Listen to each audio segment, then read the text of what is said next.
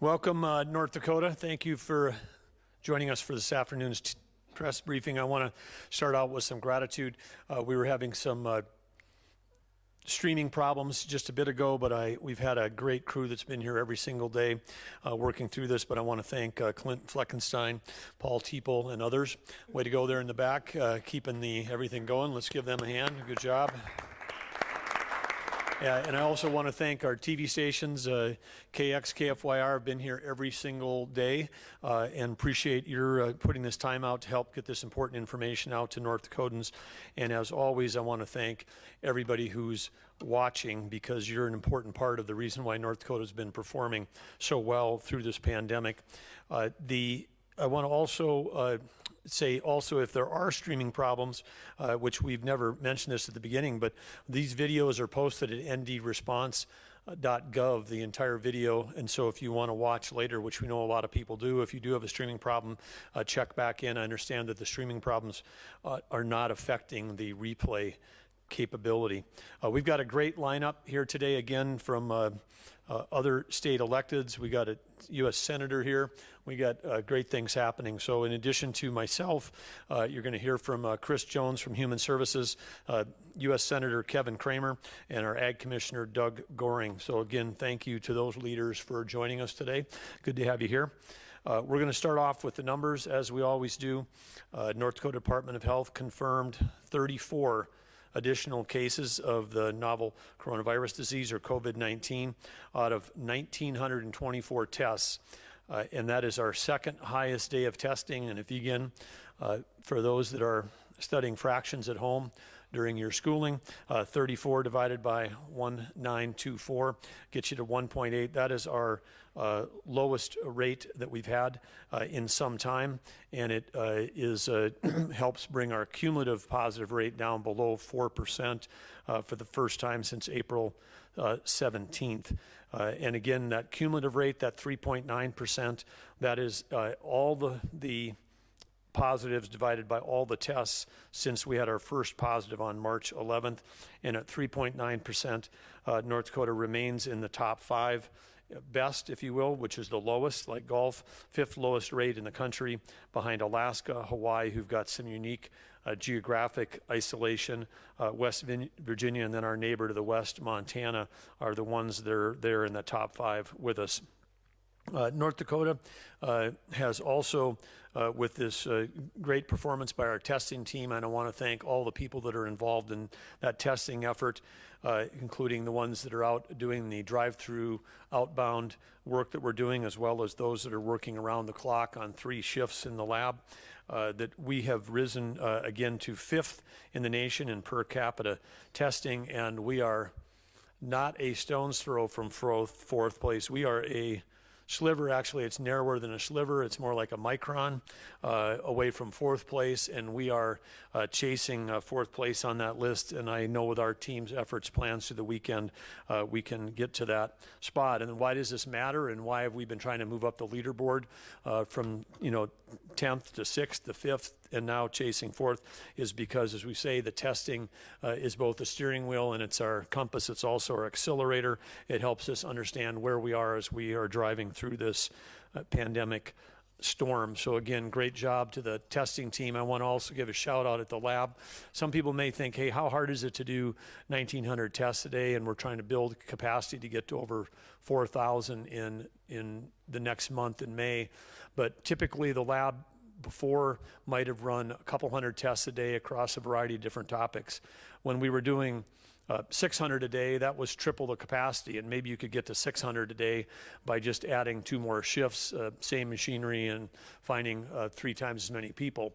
What we've done to go from 200 to 1,900 is we tripled it, partly by going to shifts, but then during each of those shifts, we've tripled the amount of productivity that's going on. So really remarkable, but there's examples like this happening all across Team ND, across many agencies and many organizations working together to really bring unprecedented amount of capability in a short amount of time. So North Dakota Team ND, or North Dakota government, again, we give our gratitude to those team members and those that have joined coming in, National Guard members and others that are really helping to be responsive to this true emergency. Next slide, next is net case breakdown. We had a slight increase in the number of active confirmed cases. I know some people have said, oh, this number is still inching up. And really, when we take a look at other states that really got themselves into a surge or a hotspot or a breakout, the active cases were doubling, and they were putting numbers out like, this is the number of days it's been since the cases doubled. We are been in this very last few days just kind of bouncing around. Maybe it's possibly where we might be at the top. We don't know, but we are having a number of people recover as well as new each day, and so this edged up slightly. We do have a record number of people hospitalized, but again, that's up 2 from yesterday. Of the 30 people that are hospitalized, only 11 are on ventilators, which would be about 36.67% for those that are into math, and we have all kinds of capability, both in terms of ICU and ventilator capacity. This represents perhaps only a couple percent of the statewide capacity. So again, all of what we were doing along this time was to preserve hospital capacity. We've done that with, when I say we, meaning all of you, because your work in helping to slow the spread through your actions is the reason why we've preserved this capability.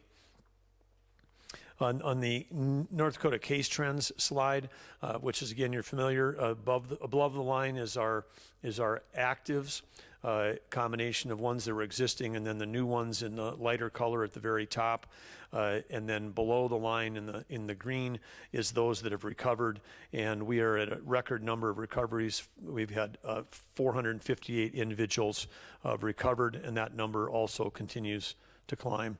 One thing we really pay close attention to throughout this time as we head towards trying to get our economy rolling again was the positive rate of completed tests taken over the last 14 days. So we take a look at the 14 days that have occurred most recently and the positive and negatives from those time frame, and you can see that this curve is tipping down nicely. But the other thing that's interesting about this curve is that it was basically very flat compared to all the other, not all, but many other states that had a steep incline and a steep drop.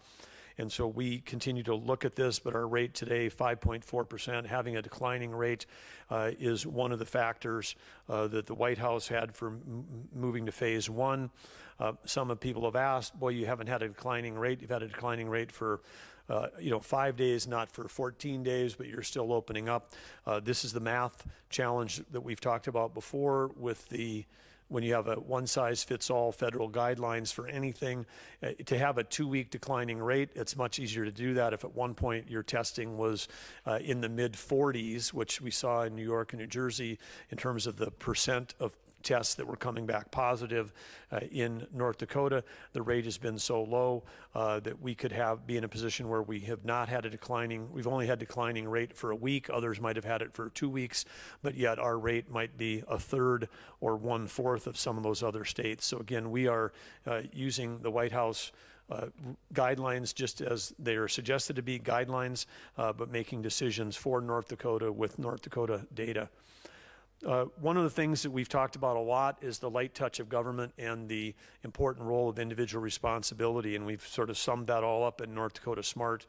And we want to touch on that again as we head towards a number of reopenings. I know people are excited about things like getting into a restaurant tomorrow or getting their haircut tomorrow, seeing their favorite personal care individual that they may have been seeing for years. And as we do that, we want to talk about another aspect, because we've talked a lot about the important role of individual responsibility, whether it comes to being a business owner or whether it is an employee. But tomorrow this is a milestone day. Hopefully today ends a day in the history of North Dakota. Hopefully that many of you in your lifetime will never see a time frame again where we're facing a pandemic that required statewide mandated closures. So hopefully we're closing a historic era that was, well, it was dramatic. It was also relatively brief in the greater scheme of things. But as we get going tomorrow, the virus is still here. It's still it never left. It's not leaving with the turn of the calendar. But what we have done during this last weeks is we have developed new and strong capabilities to allow us to deal with it. But one of those new pieces of individual responsibility is the customer's role in being North Dakota Smart. And one of the things that we know, whether you're heading into a bar or a restaurant, a personal care business, again, we want you to be really super respectful of people that are working in those environments. If you're getting, I think it's important, the business owners are checking out the new guidelines that, of course, that are posted under ndresponse.com for their ndresponse.gov for their area. But it's important that customers understand this. If you're going to go get your haircut, you may be asked to wear a mask while that is being done, or other personal care businesses. And we want you to understand that while you may think you don't need to wear a mask, you're really doing this out of a courtesy of someone who works in that industry that may be seeing dozens, or if they're working in a bar or restaurant, maybe interacting with hundreds of customers in a day. And so again, your patience, your empathy, your understanding of that matters. It's not, again, because when we say we're all in this together, because you may say that, hey, I don't think I need to wear a mask. The person that you're interacting with may have a a family member that works in a long-term care situation. They may have a child that's got an immunocompromised situation. And so again, I think that one of the things of being North Dakota Smart is it has to also include a giant dose of empathy, understanding, patience, and I would even go as far as say as love towards the people and understanding about what people may be doing and how they're trying to protect themselves. And that would mean that if you're in these situations that where businesses are opening up, again, for you as a customer, if a business says, hey, we've reached our maximum, and you see an open table, they may have reached their maximum. This isn't like the old days where, how come you're not seating me because I can see some place that's open. So it's important again for customers to educate themselves and do that, and again respect those business owners that are trying to get reopened under these still difficult conditions. Of course, North Dakota Smart guidelines apply across everybody, but also apply to customers. Washing your hands, staying home if it's unnecessary, avoiding congregating in common areas when you're walking in or out, washing your hands frequently, or again, bring disinfecting wipes if you're going to the gym, or carry hand sanitizer with you if you're going to a restaurant. Another tip that's going around the country, avoid bringing unnecessary personal items into places of business. A lot of times the only thing you might need walking into a store or restaurant is simply your credit or debit card. Other items that you might bring with you that could carry the virus back out or carry it around to others, just leave it in the car. And of course, just because businesses are opening, number one rule, if you're sick, please stay home. The core tenet of North Dakota Smart versus North Dakota Tough is that people right now, knowing that the virus is still here, is you've got symptoms, please do not be at work or in public. And of course, the last thing that you can do if you want to help, you can join the 28,500 other people that have already downloaded the Care19 app. This is a tool that protects your privacy. It's available on Apple and Android, but these are the kind of tools that can help us get open and stay open. Working together, we know that we can work to save lives and livelihoods and achieve a successful North Dakota Smart Restart. We put up a set of rules that are available for people, and these apply to all industries. So even if you were not a business, the 7% of employees that were under the guidelines of the executive orders. All industries, there are new protocols out there. Look for those again on ndresponse.com or ndresponse.gov. And industry-specific standards for what we call the high-contact businesses. They vary whether you're a massage therapist, a nail salon, a bar, or restaurant. So go check out your own industry-specific standards. Again, details available online. If you were one of those businesses that was affected by the executive order, your opening time frame is tomorrow morning at 8 o'clock. And when you open, it's important to understand that the following the guidelines for those high contact businesses is a mandatory part of the reopening process. When we talked about the 8 criteria for North Dakota Smart Restart, today we checked the final box on protections for the most vulnerable. You're going to hear more about that from Chris Jones. But I just want to say, when we say we've checked the box on each of these, this doesn't mean that we've stopped. This means that we've met what we believe is the minimum threshold for us to start dialing more interaction between people in our economy. That's that sort of loosening up. Well, we're still practicing good North Dakota Smart guidelines, but avoiding large congregate facilities, because again, bars, restaurants, movie theaters, personal care can open under the new guidelines tomorrow. Large concert venues and other large events will be under the new executive order, still be closed tomorrow. But as we check these boxes, again, we want to continue, as we say, to build the organizational, the infrastructure, the capability, strengthen these new muscles that we had to start developing. An example would be on testing, which we've talked about earlier, but we have planned between this Saturday and next Saturday, between May 2nd and May 9th, on outbound at 8 different locations around the state. We've got 4,330 tests already scheduled. There will be other capacity that we're going to load in to be able to do testing in response to if we have detect any outbreaks in long-term care facilities or other locations. I would also give a shout out and a thank you to our Department of Corrections. You've probably read in news across the nation about the outbreaks that have occurred within corrections facilities, and as of to date, across all the corrections facilities operated by the state of North Dakota, we've had no residents that have tested positive to date. And again, a big shout out to Leanne Birch and her team for all the proactive work they did and all the work they continue to do to protect the residents within the state's correction system. So with that, when we talk about checking the boxes here and hitting these thresholds, one of the things that we know that we've got a point where we can sort of check the box for tomorrow, but we know that there's more work that continues to do. We're going to continue to grow in our capability going forward, and that relates to the protections for the most vulnerable. And one of those areas, when we think about the most vulnerable, a lot of the vulnerable in our state are in specific housing, whether that's in assisted care, long-term care, whether it's basic care, skilled nursing, whether it's congregate housing for domestic violence, for homeless, for developmentally disabled.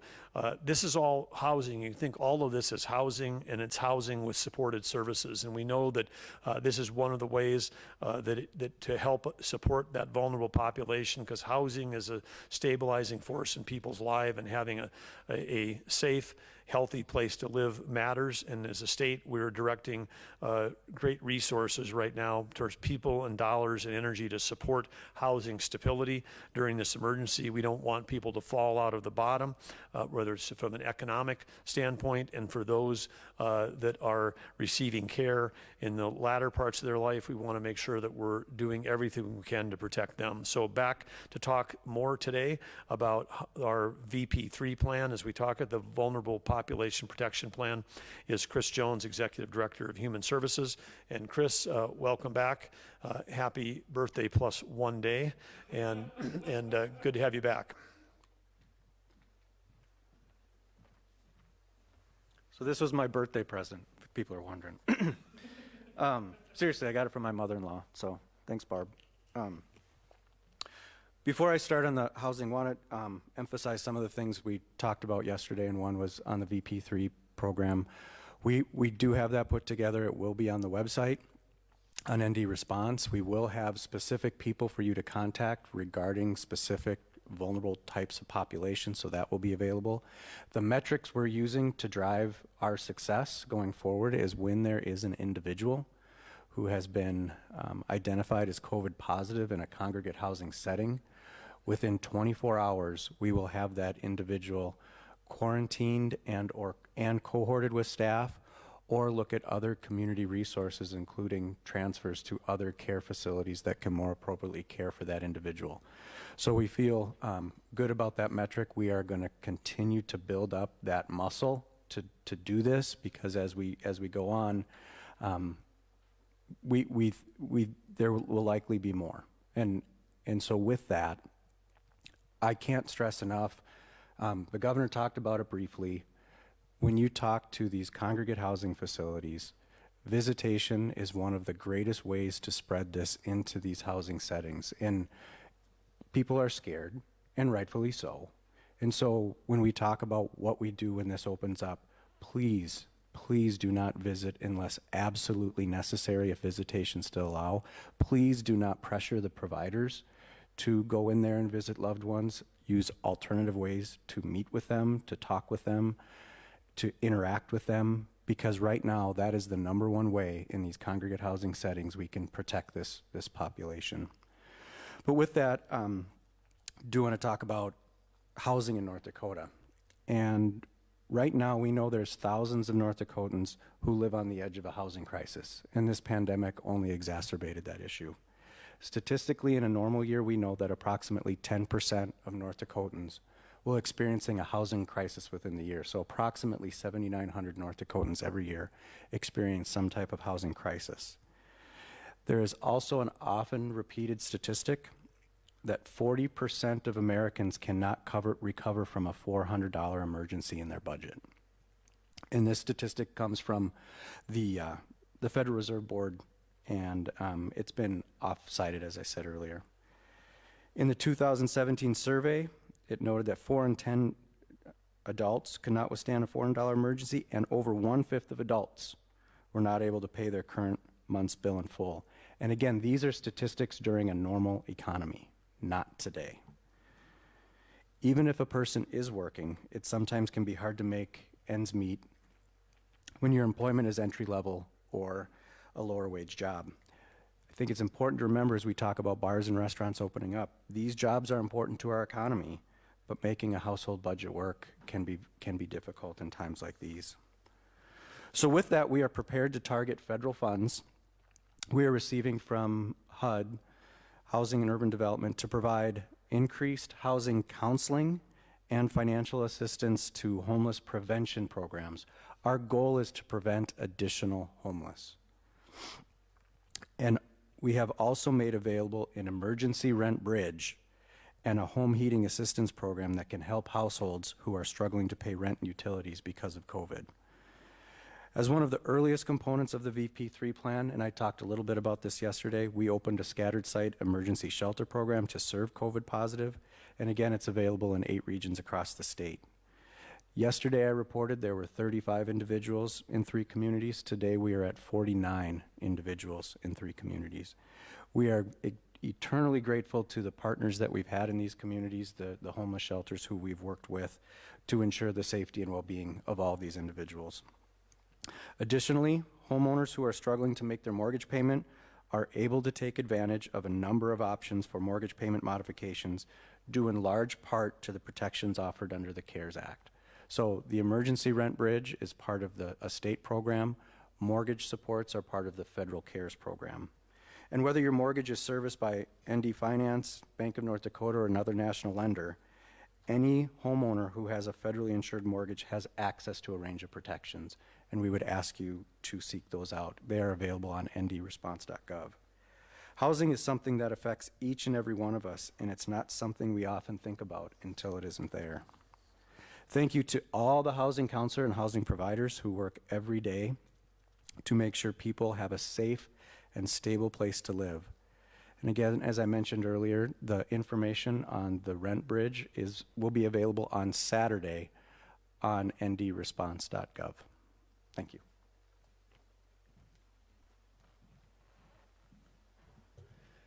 Thank you, Chris, and thanks for sticking around for the Q&A. I know it was right on the slide. I want to make one slight correction. The 7,900 is 10% of those people living below the poverty line, rather in terms of people that may fall out of housing in a given year. And again, I know that we sometimes have a stereotype when we hear the word homeless, but when you dig into that number, the bottom 10% of people living below the poverty line, and about 10% of North Dakotans are in that category. So 10% of the 10%, that can include families and children. And we know that from our work with DPI right now that we have even school-age kids who are part of families who've become homeless. So again, thanks to Chris and the team and everybody for doing their work to make sure we've got safe, stable housing, because that's the path to good health, and it's also the path to economic recovery.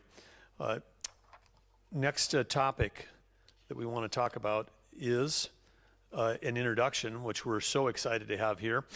We were very fortunate to have such a great CODEL working for us in Washington, D.C., and one of those champions who's been fighting for all this federal legislation. He's always fighting for North Dakota. You know that because he's one of the most accessible senators in America, and he's here to join us today to talk about the Main Street Main Streets Are Hurting and the Main Street Lending Program that the Federal Reserve has just announced, and they're expanding the scope.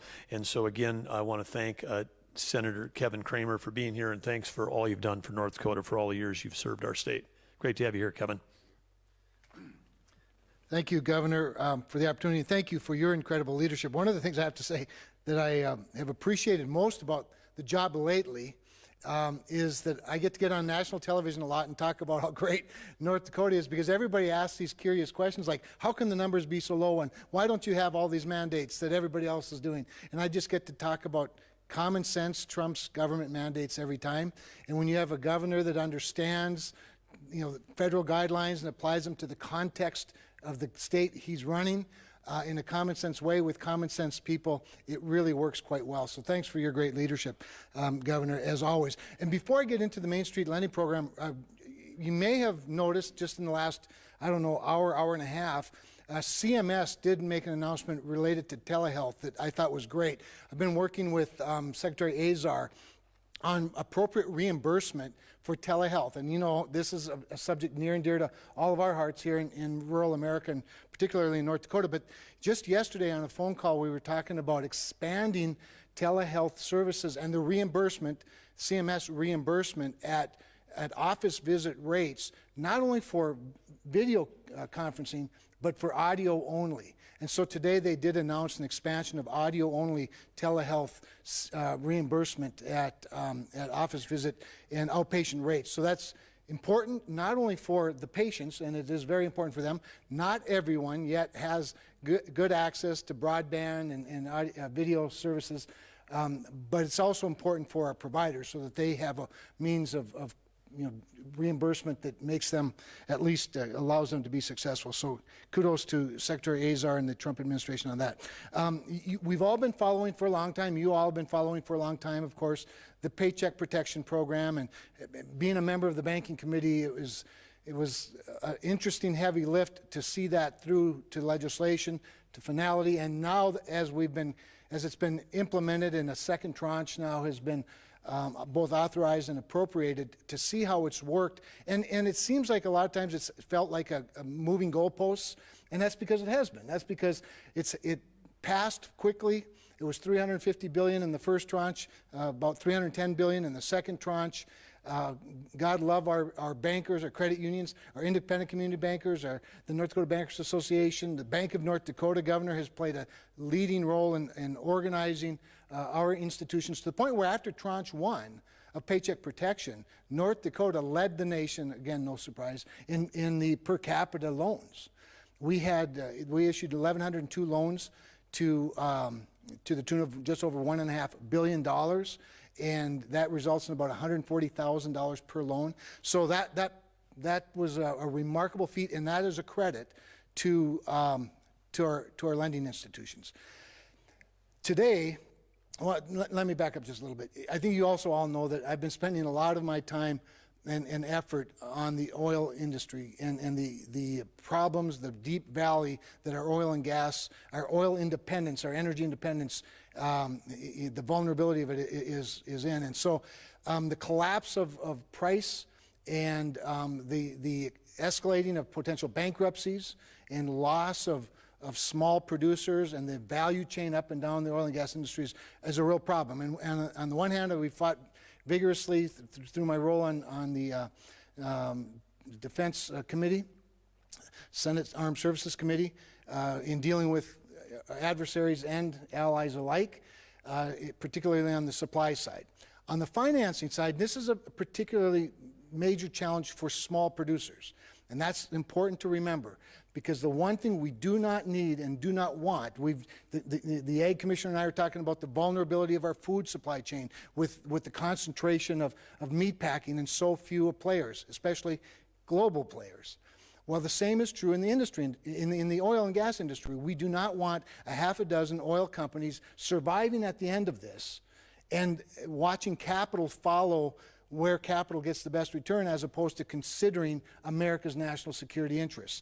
That's where we're heading if we don't have some sort of financial credit tools to help our small producers in the value chain, upstream and downstream, survive this valley, a bridge to the other side, so that when demand comes back, and it will, and when the prices come up with that demand, and it will, that we still have some producers and some providers and some service sector companies that are still standing at the end of this.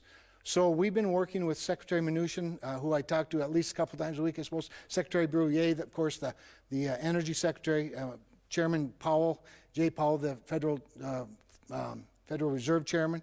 And this week, they've been working really, really hard on coming up with some part of the 13.3 credit tools that the Federal Reserve has, 13.3 being the emergency lending programs. One of those programs, of course, is the Main Street Lending Program. They came out with interim rules not long ago. The program fits a lot of uses for small to mid-sized companies, but not all of them. One of the challenges for the oil and gas industry is, well, there are a couple of them. One of them is the rating, the rating design in the qualifications. The rates they're setting for their rating was effective March 22nd. They had to have like a triple B minus or better, which is an investment grade rating. And of course, we all know that the price war between Saudi Arabia and Russia started on March 6th. We saw a price collapse that went from $42 to $31 in one day, and then down to $20 like the next day. And so their standing for credit worthiness was greatly diminished by this price war that is not any fault of theirs, on top of the lower demand based on as a result of COVID-19. So that, and then the fact that the Main Street lending program also required at least 2 rating agencies to rate them at this credit worthiness level. Big problem. That basically kicks out a lot of our companies. The other thing that kicks out a lot of our companies from the other programs is the fact that they are affiliated with private equity firms, and that means that their employee base is greater than 500, even though they may only have 75 employees in the oil patch, and that kicks them out of the Paycheck Protection Program. So what's the long and short of that is today, the Federal Reserve announced an expansion of Main Street Lending Program to encompass much more of the type of business that I'm talking about, and that is the highly leveraged business. Many of our companies, this is where a company like Whiting or Oasis, and I probably shouldn't even name companies, but companies that do business in North Dakota, smaller companies, and even a lot of the service companies, they're very leveraged. They don't have the type of cash that a very large multinational company would have. And so when they see a collapse and they see availability of credit diminished, they're in a lot of trouble. So the Main Street Lending Program they added another component that allows lenders to retain a 15% share on the loans. It's otherwise been 5%. That just makes the loans a little bit easier to do. The lenders will be able to apply their industry-specific expertise. This is a big one because one size never fits all. And local bankers that understand the industry that they're lending to, not just industry, but the actual borrower, really, really critical. That's included in this to help measure the borrower's income. It also includes businesses of up to 15,000 employees or up to $5 billion in revenue. Previously, it was 10,000 employees and $2.5 billion in revenue. So it just encompasses a lot more borrowers, and I don't want to say it was custom designed for the oil and gas industry, but it definitely is able to capture a lot more of the oil and gas industry into these important, somewhat more benevolent financing programs than it did previously. So I'm grateful to President Trump. He and I have talked about this many times. Very grateful to Energy Secretary Dan Brilliant, who we talked to on multiple times a week, Secretary Mnuchin, again, Jay Powell, and the entire economic team at the White House for coming up with this program that should help many of our producers stay alive till the other side when the demand and the price come back up. Thank you, Governor. Thank you, Senator Kramer, and thank you again for fighting for all sectors of the North Dakota economy. Next up, we're excited to have our Ag Commissioner, Doug Goring. We're so fortunate in North Dakota to have an Ag Commissioner who not only understands Ag, he lives it. He's back on the farm. I think when he leaves the Capitol, he's out there with all of you, understands all the trials and tribulations that Ag has gone through in the last year. Today, honored to serve alongside of him and also Attorney General Wayne Stenjum on the Industrial Commission. The Industrial Commission approved some fun news today relating to the ethanol recovery program. I'm going to let Doug Goring tell you all about it. Well, thank you, Governor. It is a pleasure serving with you and Attorney General Stenjum on the Industrial Commission meeting. We do a lot of important work, and in fact, I think historic that took place probably in the history of this state just happened in the last 10 days, I think we've had more meetings than has ever been held before with the Industrial Commission in such a short period of time. I think this is the last of them for a couple weeks anyways, until we have more issues to tackle, a lot on the burner. As the governor alluded to, today we passed ERP, which is the Ethanol Recovery Program. Why this is vitally important is, many of you may know, this is one of the largest value-added sectors in North Dakota. When you look at it and you look at the support that it offers, not only to our grain farmers but also to our livestock industry, it is amazing. So if you think about it in its entirety, the ethanol industry supports about 10,000 jobs. Somewhere around 140 to 150 million bushels of corn goes through our ethanol facilities. We also look at producing about 1.3 million tons of distillers grain for the livestock industry in a given year. When you look at its overall economic impact, even if you look at the last 3 years, on average, you're probably looking at $600 to $800 million in economic impact to the state on any given year. When prices were higher, we were definitely at the upper end of that. But it's a good program, and my thanks to the Industrial Commission members and to the Bank of North Dakota. Some of the terms and some of what this ethanol recovery program will do is provide up to $15 million to any company. It has a maximum buy down of $500,000. When you look at the 1% buy down we'd be looking at, keep in mind there is a 6-month deferred on principal and interest. After that is done, it can convert over to, and if you remember from the governor's earlier announcement about the COVID recovery program that the Bank of North Dakota passed, it will convert into that program. At that time, it'll be eligible for the 1% buy down. There is another factor to this particular program.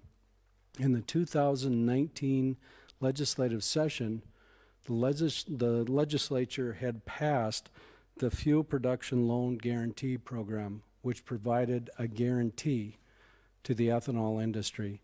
So it is the SIF funds, which is a Strategic Investment Improvement Fund, will actually be the guarantee behind this program. So it's got a nice backdrop to it. It's going to further the cause in helping the industry, just make it a little bit further until we can get out of this. We know it's very much linked to energy prices, and as Senator Kramer had just talked about, we know that we have a slump. We know we're trying to work through some of these things. I think probably by midsummer, at least getting into fall, maybe we'll be on the upside of this, and it buys them enough time to get back into business and get going. But with that, again, I wanted to thank the Bank of North Dakota. I wanted to thank the industry. And I wanted to thank the producers that all had some input, and I know shared a lot of that with us, and also shared it with the Bank of North Dakota, and I believe we came up with a very good program. And thank you, Governor, for all your hard work and efforts. Thank you, Doug. And again, also, in addition to all the thank yous that Commissioner Goring just gave, I also want to thank our legislature. As Commissioner Goring said, that due to a legislation passed in 2019, it really set up the ability to do this backstop guarantee from the Strategic Investment and Improvement Fund, or the SIF fund, and that is really what's going to make this thing go. So good foresight on behalf of the legislature. Thank you again for that work. Next up, we're going to talk about the Workforce Coordination Council. And we talked about this very early on, all the way back on March 31st, when we first announced it. We've had 750 North Dakotans registered at the Workforce Coordination Center, the WCC. We haven't given an update for a while, but wanted to share today that now over 200 individuals have been placed in volunteer and paid positions through this center. And And we've got others that have registered that have not been yet placed, but we want to thank everyone who has answered the call to help our state and to ensure that North Dakota continues to be prepared going forward. Even as we have record unemployment claims, there are places where we need people to help. And again, particularly, we're seeking individuals in the following areas: nurses, both RNs and LPNs, medical laboratory scientists and technicians, laboratory administrative support and data entry, contact tracing staff, which is included to but not limited to those with a background in public health or medical services. And again, thanks to the hundreds of people who've stepped up to help fill those jobs, including our public health masters in public health college students, information analyst positions for epidemiology and for statistical modeling. As you've probably all learned, there's a lot of math associated with this. So again, if you've got that kind of background, go to the Workforce Coordination Center. You can find it at ndresponse.gov/help and answer the call and help us get your talents to work helping to save lives and livelihoods in North Dakota. I also want to go to next on our thing is a behavioral health, our daily behavioral health update slide. Behavioral health, we know during stressful times, maintaining it can be difficult. We might struggle on where to start and where we might find guidance. Today, we're announcing a new app from the U.S. Department of Veterans Affairs. We've talked about veterans mental health recently. This app from the U.S. Department of Veterans Affairs is called COVID Coach. Its app was created for everyone, not only veterans or service members, but if you're a family member, if you know somebody in the military, or if you don't know anybody in the military, which would be odd. But anyway, your overall health during this. It's a free app. It's used as a standalone education and self-care tool. It can supplement your own professional mental health. It's got tools for coping and tracking your mental health over time. It can walk you through exercises for everything from deep breathing to mindful walking, tools to assist with sleeping. It also provides easy access to COVID-19 resources and professional help services. And it's again available at the iTunes or the Apple and also the Google Play Store. But if you've got real issues with mental health, don't be afraid to reach out. We've got lots of resources, and you can find them at northdakotabehavioralhealth.nd.gov, and we will be there to help you again. And we've shared before all the different hotlines, but mental health is health. And in these unprecedented times, we need to take care not just of ourselves physically, but mentally. So again, thank you, Behavioral Health Team, for surfacing this. And again, COVID Coach is the name of the app if you want to go download it. The census update is a fun one. Again, this is in the good news section. We want to again encourage everybody here to get out and complete their census. We've talked about this thing before, but this really matters. It's one of the ways you can help. Missing one resident in the state of North Dakota could cost the state $19,100 in lost reimbursements. One household, if you've got the average size household, could be close to $45,000. And if statewide, if only 1% of the state that lived here said, oh, gee, I don't need to fill out my census form, 1% of the state, that would cost us $15 million over the next 10 years. So far, we're right in the middle of the pack here in North Dakota. We've got 54% response rate. So we've got half of the states that are ahead of us, half behind us. Our neighbor to the east, Minnesota, is leading the nation with a 64.3% rate, and I don't think any of us here ever want to lose to Minnesota in anything, whether it's football or census taking. And so we need to get going. South Dakota is slightly ahead of us, just to the south, and so we've got some work to go. But we do have some bright spots, and who's on the leaderboard? Burley County, right here in the capital city of Bismarck, in this county, ranks number 1 in North Dakota counties, 67.6%. Ransom County, 62.6%. Morton County, 62.5%. So congratulations for leading. But we also have another get of a shout out where we made national news. North River, which is a small community just north of Fargo. Interestingly, that it's west of the Red River, not north of it, but it's called North River. But it's, I guess, north of Fargo, west of the river, but it's called North River. We just said that. Anyway, North River, Congratulations, residents North Whittier, #1 in the nation. 100% of the people in North River have completed the census. First and currently only city in the entire United States to complete the whole census. And April isn't even over yet. Congratulations. Thank you for being counted. I'm sure that we can put other cities in North Dakota on that list along with North River. Let's see if we can get like the top 10 cities, first 10 cities in North Dakota to 100%. We can have the top 10 in the country. Final deadlines for the census have been pushed back from July to October 31st. Don't wait to get yours counted, and you can complete it online at my2020census.gov or phone in at 844-330-2020. And again, all that information that goes on there is confidential. We have a gratitude closing before we go into questions. And first, I want to thank all of our legislative leaders. Throughout this entire effort, we've had great communication, great support, great ideas, great coaching, I would even say, from former coach and now Senate Majority Leader Rich Wardner and his partner Chet Pollard, who's the Majority Leader of the House. They, of course, want to thank them. They wrote a great letter to the editor, which is out today.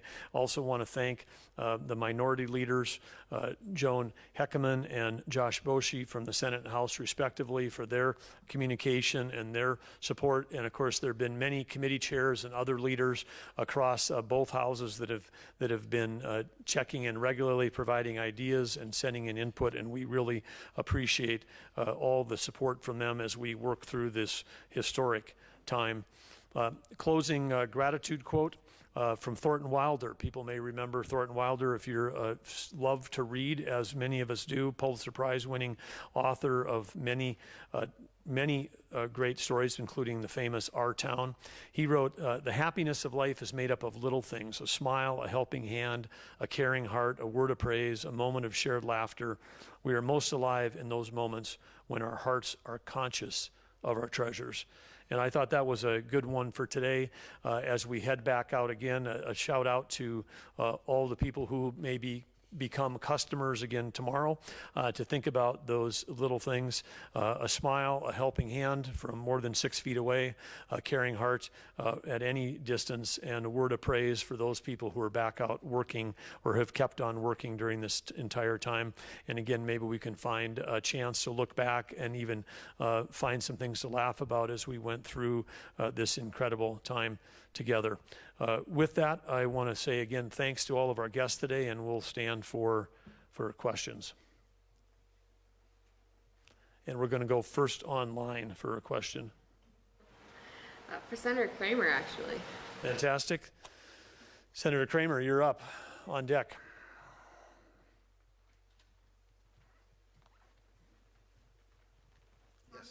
Williston trending topics.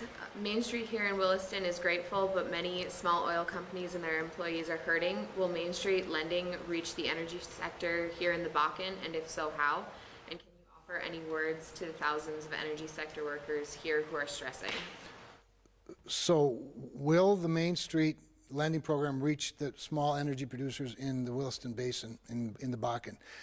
It is in many ways designed for them, and it's not exclusive to oil and gas, but the characteristics of the loan match much of the oil and gas sector. I won't go through all the details again of why oil and gas in many cases didn't qualify for the Paycheck Protection Program, although many did. But that just keeps you employed for 8 weeks and paid, but it doesn't necessarily get the business going again. The Paycheck, or the Main Street Lending Program provides an additional form of credit. I might back up. I didn't mention earlier, but a couple of days ago, North Dakota Oil and Gas got a lot of national news when I did a webinar with the North Dakota Petroleum Council with Energy Secretary Dan Brouillette, who talked about the forming of some sort of a lending facility, such as he referred to bridge loans. That would be probably the best description of this Main Street lending program, this expanded version. It allows small companies to get some bridge loans.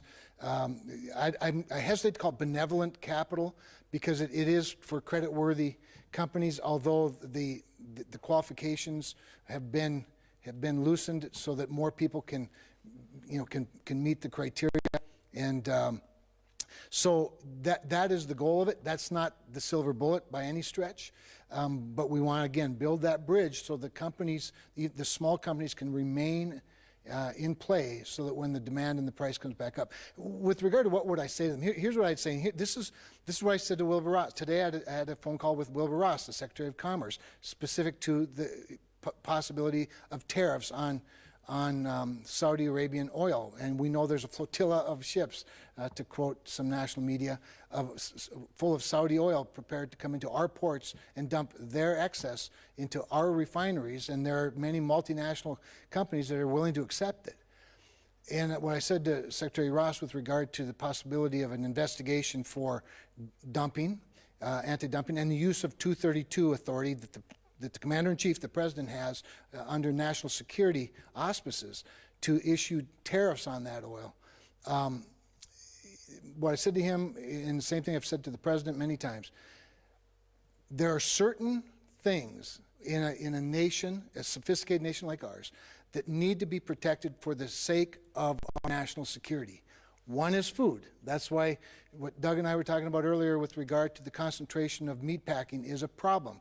That vulnerability has been in plain view in recent days and weeks as a result of COVID-19. Another one is pharmaceuticals, and another one, of course, personal protective equipment. We have seen what that vulnerability and that being tied to not just foreign nations, but not very friendly nations, means to that supply chain.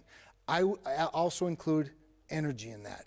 As I said to Secretary Ross today, what is the point of being able to be energy independent if we aren't willing to demonstrate that independence? We are a net exporter of oil. However, we still import oil. I think there will be a long look after this at what is it that makes America exceptional, what is it about our economy that keeps us safe, and what supply chains deserve greater protection.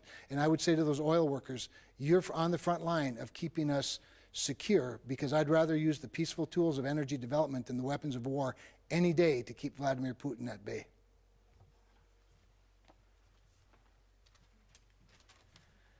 Thank you, Senator. Next question comes from Jack Durr, who's not here today, but this comes in a very high-tech way right here. But thank you, Jack. What are the penalties for not cooperating with contact tracing? The state health officer's confinement orders, if someone tests positive or has had close contact and they receive either a quarantine order or a isolation order, the orders say you must cooperate with health authorities to contact other exposed people to prevent the spread of COVID-19. So it says you must cooperate with, as we've talked about before, violations of health officer guidelines are infractions, up to $1,000 fine. But of course, we haven't had to issue any of those because most individuals, when they find out they're positive, they actually care about all the people that they may have been in contact with. They understand that they may have a disease that may not be deadly to them, but could to others that are vulnerable. And so we've had outstanding collaboration, cooperation, participation from people on identifying as best they can through their memory of who the individuals were that they may have spread this to. And again, I think that's the answer to Jack's question. I believe what's partly driving this, again, we've said the only thing that travels faster than the virus is misinformation, and we've all been about facts, not fear, but it is a fact that on Care19, the contact tracing app, that is a completely voluntary app. It's completely anonymous. You don't have to enter your email, your phone number, your address. It assigns you a 36-digit random ID number. You can delete the data at any time that's in there, and you can delete the entire app at any time. You are not required to share that data if you're contacted by a contact tracer, but it can be an aid for your memory to do that. And again, so it's completely at your discretion whether you release the data. The state health department, the state of North Dakota, does not have that data and is not trying to get that data and does not have access to the data on Care19. And so again, but it will provide you, if down the road You've been to a bar, you've been to church, it's next September, and there's people that test positive, and you've been in those locations without knowing who you are. The Care19 app could send you a notification to say you've been someplace where there's been an outbreak, and alert you. So again, it's for your safety and other safety, but again, finds, I think, the correct balance between protecting personal privacy, which was a central design point for that application, unlike some others. Those of you that might have Google Maps or anything else on your phone, and if you've ever used it to try to go where you want to go, that also uses location services, which everything else, dozens of apps on your phone today are using location services. This does it, but in a much more private way. So again, hopefully that answers Jack's question and what might have been driving it. Now I'm going to go back to questions in the room. I'm going to go Amy and then Jacob. Ethanol, if the Agriculture Commissioner wouldn't mind. That would be awesome. Thank you, Amy.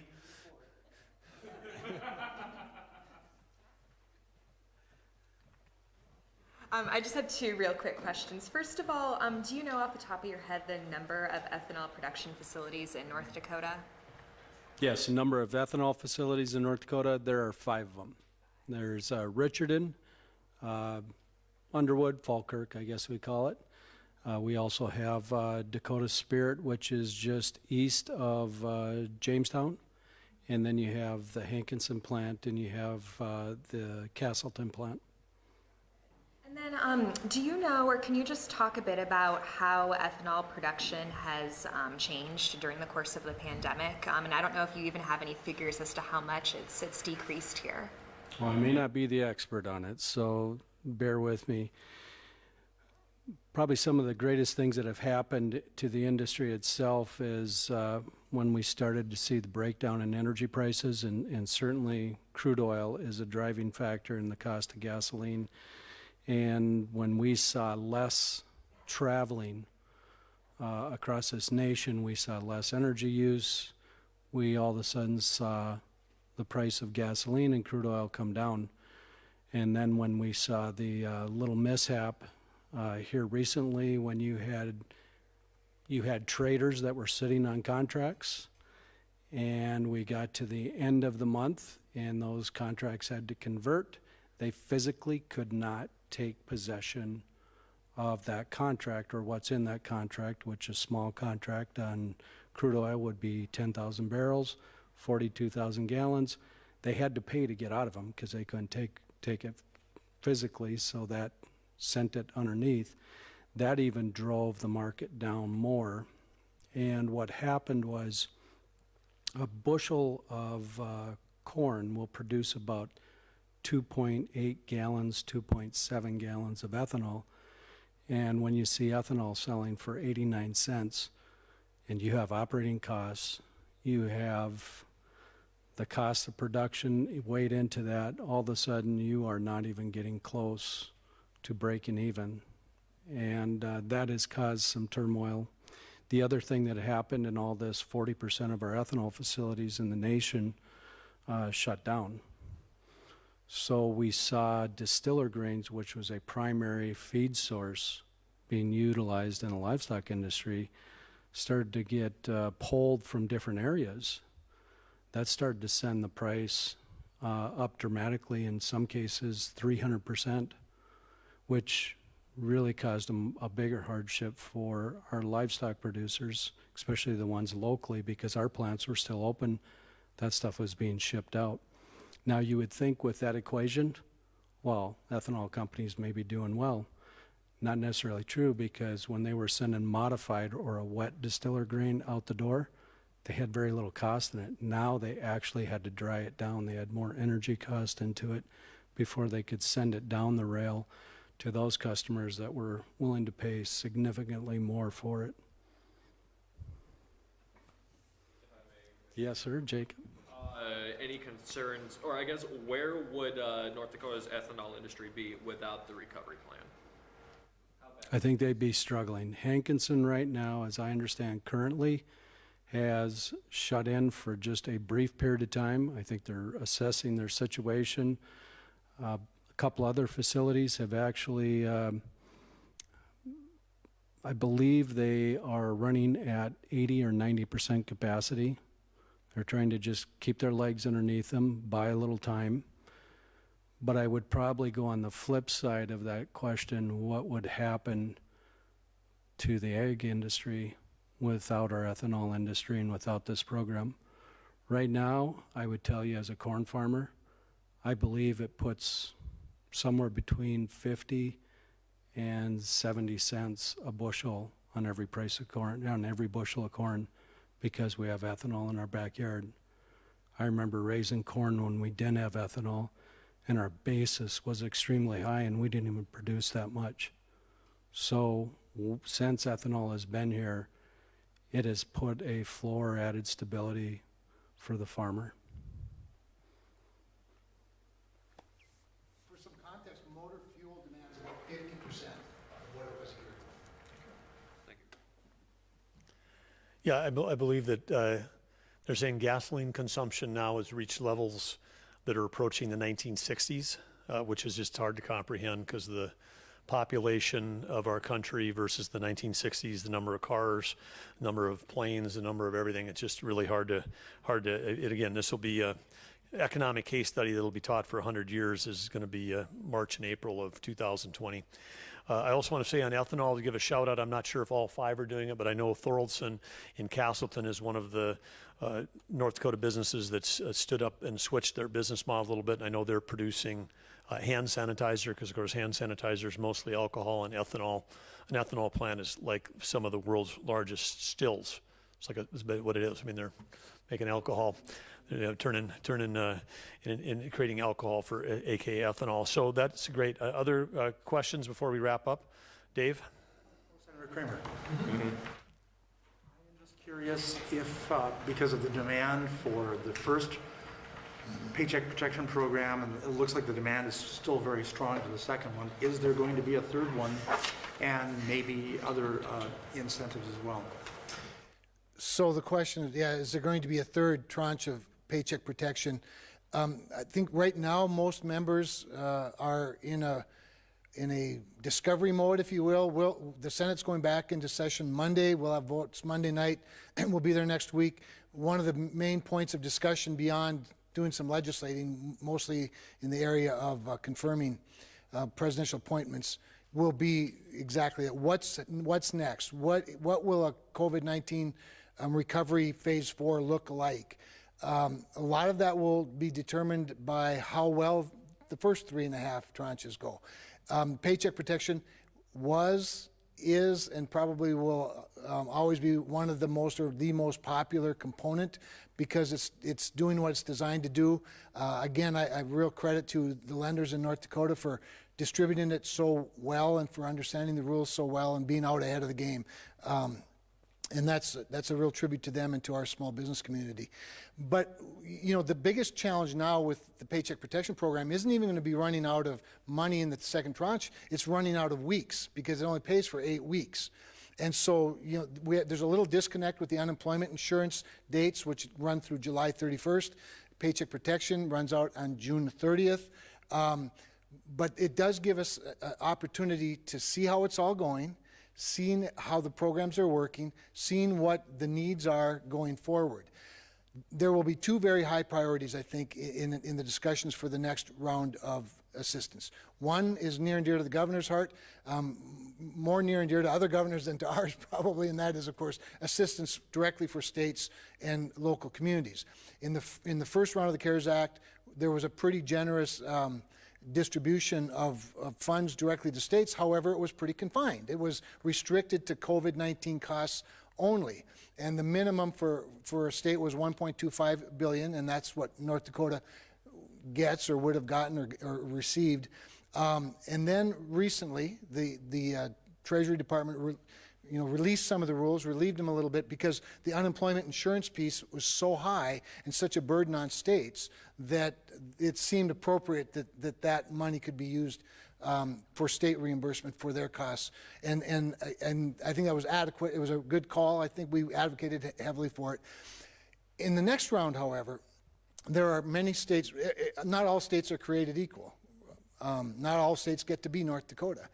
And so the demand for more generous federal funding to not only cover the cost of COVID-19, but also replace lost revenue as a result maybe of the downturn in the economy, maybe as a result of COVID-19, and other ills that states might be going through, whether it's recently or less recently, is the debate of the day.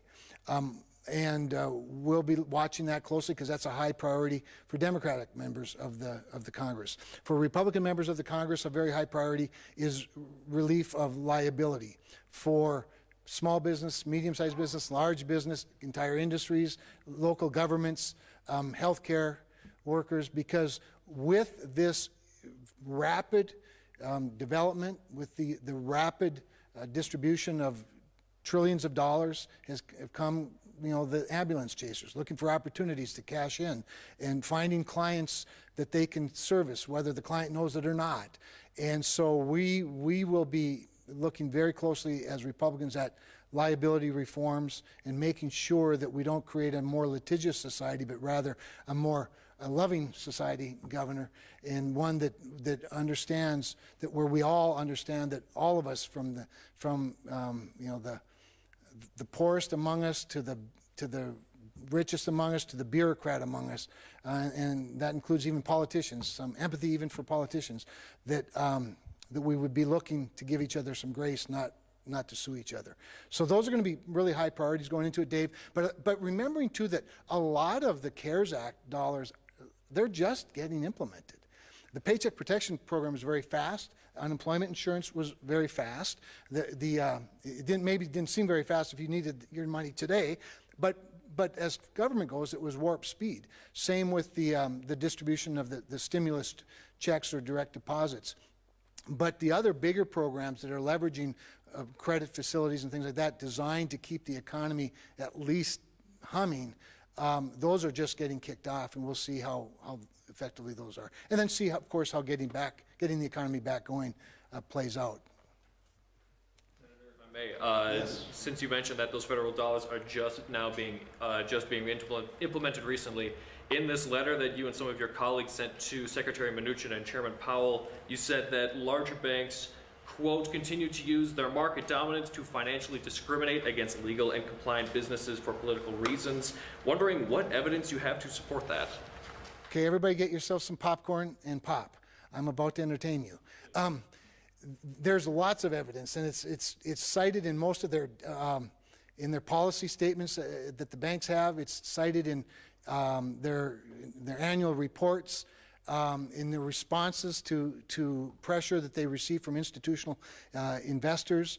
So let's start with BlackRock. BlackRock is the bank, the investment firm that is assigned to the CARES Act. They are the main advisor, really the facilitator of the CARES Act. BlackRock has a very strong policy against investing in fossil fuels. It was, when I brought that to the president's attention, he was a little surprised by it.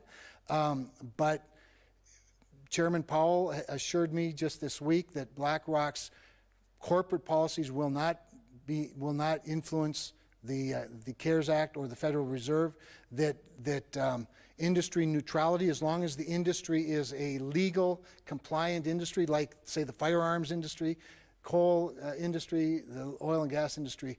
But J.P. Morgan Chase has announced that their objection to investing in several fossil fuels. Wells Fargo has. Just this last week, there was an announcement by one of them, and I'm forgetting which one. Might have been J.P. Morgan. I'm not sure, but they announced that they would not invest in anything in the Arctic. The Arctic is often where their bias begins, because the Arctic sounds romantic enough from afar that that they can sort of get by with that. So no, it's widespread, well known, and they're not bashful about announcing it.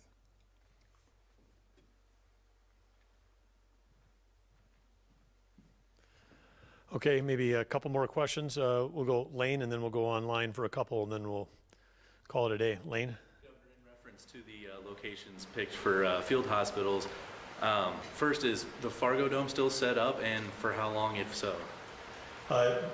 To my knowledge, the what I call the rehearsal staging that was set up both here in Bismarck and in Fargo Dome, that those cots are still there. And that was, again, work in conjunction with the Army Corps of Engineers that was tasked with building field hospitals around the country. We have no model and no projection and no evidence that would suggest that we would ever need to have anybody set in there, but those cots are still there. Secondly, And so how long it'll be there, I don't know the answer to that. I mean, I'd say as long as necessary.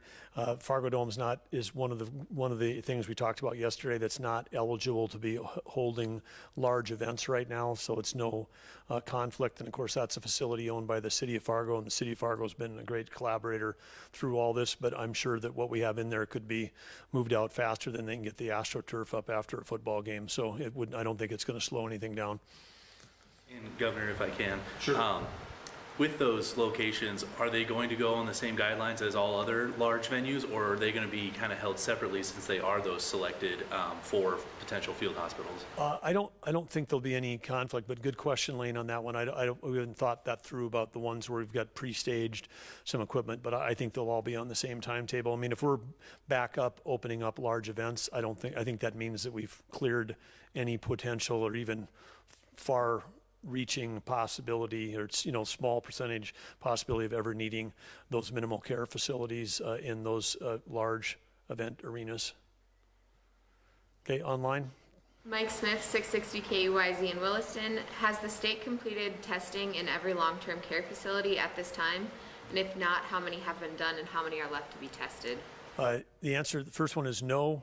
I don't have the exact stats on how many we've done and how many have remained, but I know that we've got a goal that by the end of the first week in May that we will get through all of them, at least on the first round.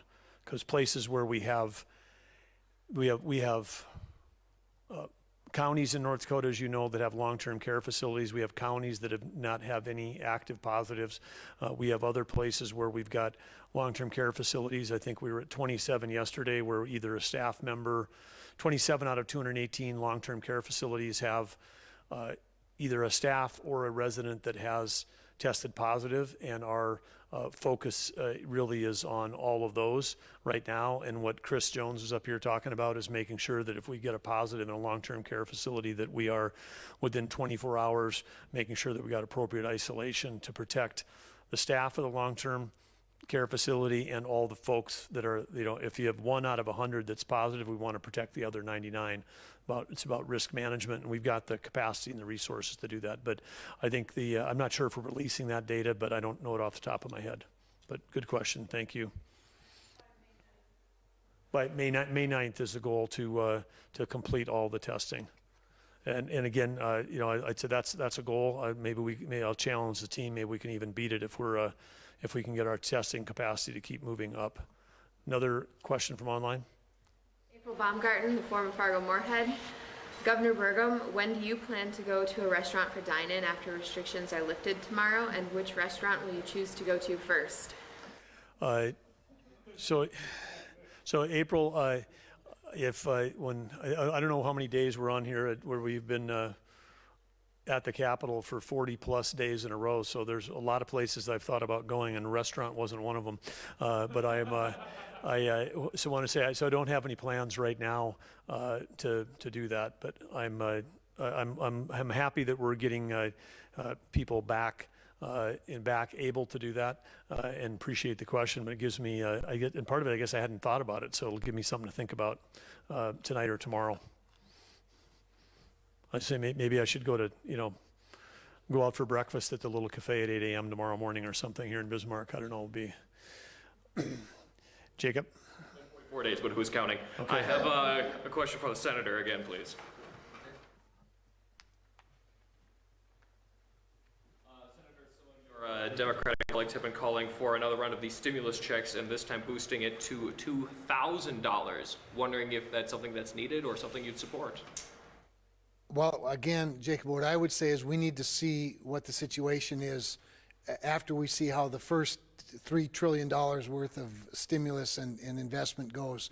And the $3 trillion is only the appropriated amount. The balance sheet, or the Federal Reserve's gone from about 4 trillion to 13 trillion before the CARES Act. And so there's a lot of liquidity out there. So we'll have to see how that all plays out. I would say there, you know, of all of the things that there could be in the next round, direct stimulus to families is probably one of the more politically popular ones. You know, it's interesting because the initial, you know, stimulus checks went to people at a time when they certainly needed the money but couldn't go anywhere to spend it. You know, now that the economy's opening up, not just here where it's always been open, Governor, thank you very much, but in places where it's been much more locked down for obvious reasons and for good reasons, it'll be interesting to see actually how people's spending habits, what restaurants they're going to go to, whether they even go to the restaurants, whether they'll wait and see how their neighbor does before they go. All of these things, we'll have to see how it plays out to determine whether there would be a demand for something like that or not. But politically speaking, it is always popular. I think presidents as well as members of Congress, you know, don't mind doing something like that if, in fact, it would, quote, stimulate the economy. But right now, the economy doesn't necessarily need stimulation as much as it needs healing so that the free market can actually work. If I may quickly, Sure. because this is now going to, tomorrow it'll be the second time that rent is due under many states Right. being shut down. Is there at least a sense of urgency behind getting this program formed? Yeah, I don't know that the calendar is going to determine that necessarily. I do think it's opportune that we're going back into session now because while it's been, you know, it's been good practice probably to stay away when you're part of a body of 100 people who come from 50 different states, and you know, your routine is to go home and come back, you know, every week. You know, we're kind of a bad petri dish, but it is important now. It's time now for us to get back to work like our frontline workers are, and look at all that and see whether there's a sense of urgency or not. A lot of it will be, you know, like most things, there'll be some anecdotes, but they'll largely be decisions based on data, and we'll see what the data shows in terms of what the need is and then what the supply would be. Thank you. Okay, we're going to call that a wrap. I want to thank Lindsay for, I don't know if any of you have signed for an hour and 25 minutes straight, but she's got great stamina. Thank you, Lindsay. Thank you, all the media that's here. Thanks for the online questions. We'll see you tomorrow at 3:30, and as we head into May Day and the reopening of those businesses under the new North Dakota Smart guidelines, again, I would say to all the customers, be North Dakota Smart yourself, and of course, and then drive safe, enjoy the beautiful weather, and thanks for being here together. Thanks to Senator Kramer, thanks Commissioner Goring, thanks Chris Jones for being part of the program today. Take care, North Dakota.